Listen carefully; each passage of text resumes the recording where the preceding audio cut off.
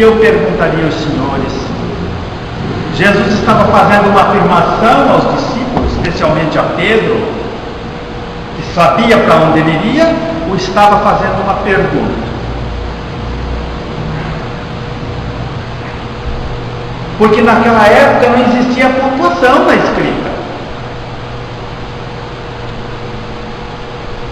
A pontuação só foi colocada na escrita no século XV.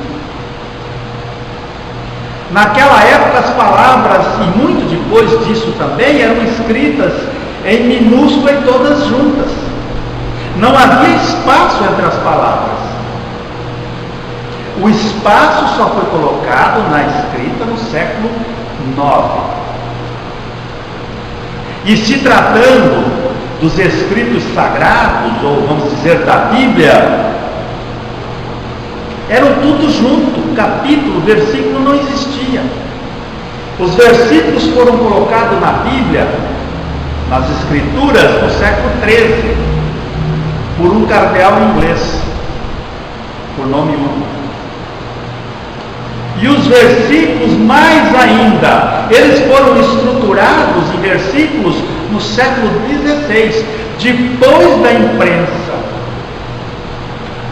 por um tipógrafo parisiense. Então sabeis para onde vou? Uma pergunta ou uma afirmação?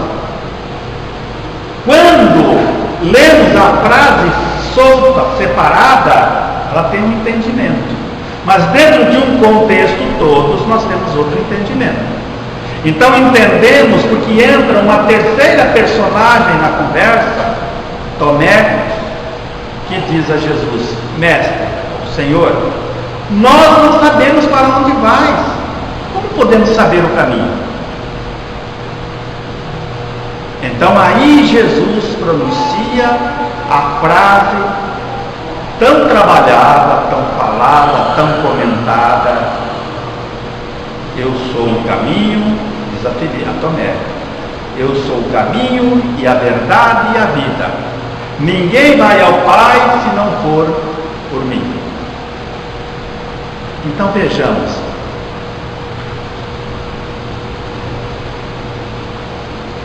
Ele não para nessa frase, ele diz: se me conheceis, conhecereis também o meu Pai. E já desde agora o conheceis e contemplais. Algumas traduções dizem: já conheceis e tens visto.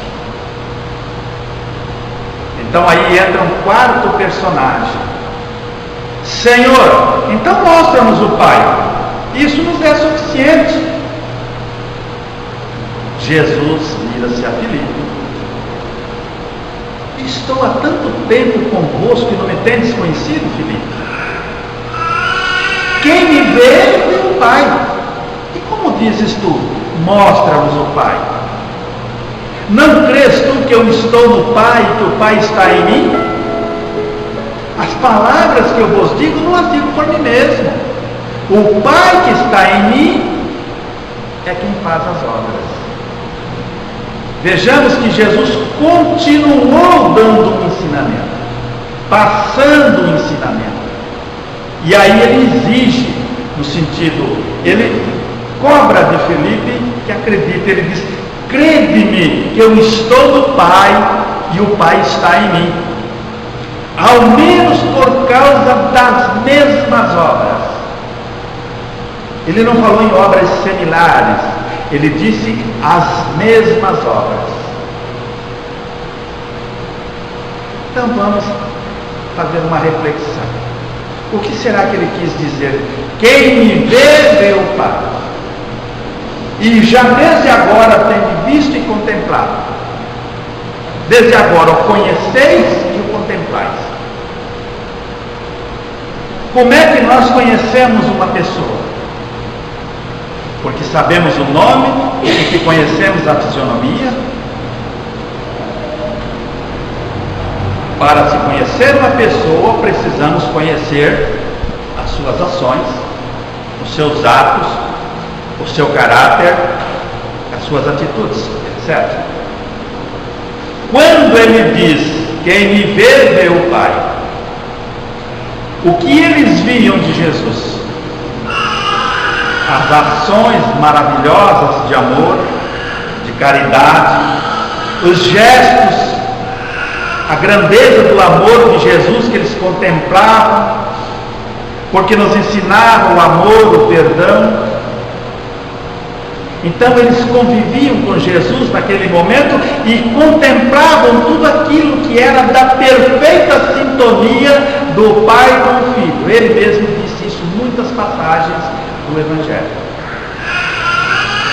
Então eles viam e contemplavam as ações de Jesus, que era amor, que era a sintonia cósmica, que era a ação do Pai maior. Então conhecer Jesus era conhecer essas obras que ele fazia. E quem conhecia as obras, conhecia o autor das obras. Assim como nós sabemos realmente quem é uma pessoa pelas suas ações. O próprio mestre diz que a boa árvore dá frutos bons, e da árvore má não pode sair frutos bons. Então conhecer as obras é conhecer Jesus. Conhecer as obras é conhecer o caminho que ele nos apresentava. E praticar essas obras é seguir esse caminho. Aí tem uma pergunta: para que serve um caminho? Para que serve um caminho? Para nos levar a algum lugar. Então Jesus, através das suas obras, se apresenta como um caminho para nos guiar para o alto, para nos elevar. Se seguirmos esse caminho, encontraremos a perfeição. E como que ele apresenta para nós esse caminho? Um caminho brando, de humildade e de amor, a sua própria personalidade. Por isso ele diz: eu sou o caminho. Ele se apresenta como o caminho para a nossa caminhada. E aí uma pergunta: estamos caminhando nesse caminho? Porque caminhar nesse caminho é viver o seu amor, é estar envolvido nas vibrações do Mestre Jesus, nas vibrações de amor, de paz, de caridade. Caminhar nele é viver, pensar, sentir e agir como Jesus, em todos os momentos da nossa vida. A cada situação que se apresente ali na caminhada, ou seja, é viver a lei de amor na sua plenitude, amar os seus semelhantes. Essa é a proposta. Só que ele diz uma outra coisa: eu sou a verdade. Quando Jesus se referiu à verdade, ele estava dizendo isso só para aquele povo da época? Só para os seus seguidores de então? Só os sacerdotes daquela época? Porque naquele tempo já existiam as dissidências religiosas, as rivalidades, já existiam várias verdades a respeito dos ensinamentos maiores.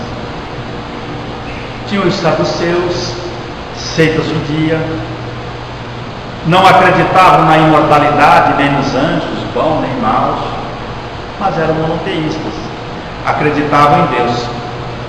Os samaritanos, que só aceitavam as leis de Moisés, mas também eram monoteístas. E por outro lado temos os novos cristãos, que eram os novos seguidores de Jesus de então. Então, quando Jesus diz que ele é a verdade, Ele tinha uma certa preocupação com o caminho que estava oferecendo, para que não fosse desvirtuado. Então essa preocupação tinha razão de ser, tanto que ela não era nova. Jesus não foi o primeiro profeta, vamos dizer assim, a se preocupar com a verdade que falava. 650 anos antes de Cristo, o profeta Jeremias já falava dos falsos profetas, dos enganadores que viriam posteriormente. Se nós pegarmos isso para hoje, quantas religiões existem hoje? Quantos segmentos religiosos existem? Alguns milagrosos, resolvendo tudo num passe de mágica, ledores de sorte, de tarôs, de cartas, as previsões astrológicas. Se nós olharmos os nossos irmãos irlandeses, agora a guerra no Oriente Médio, quantos conflitos religiosos em nome de uma filosofia ou de uma religião?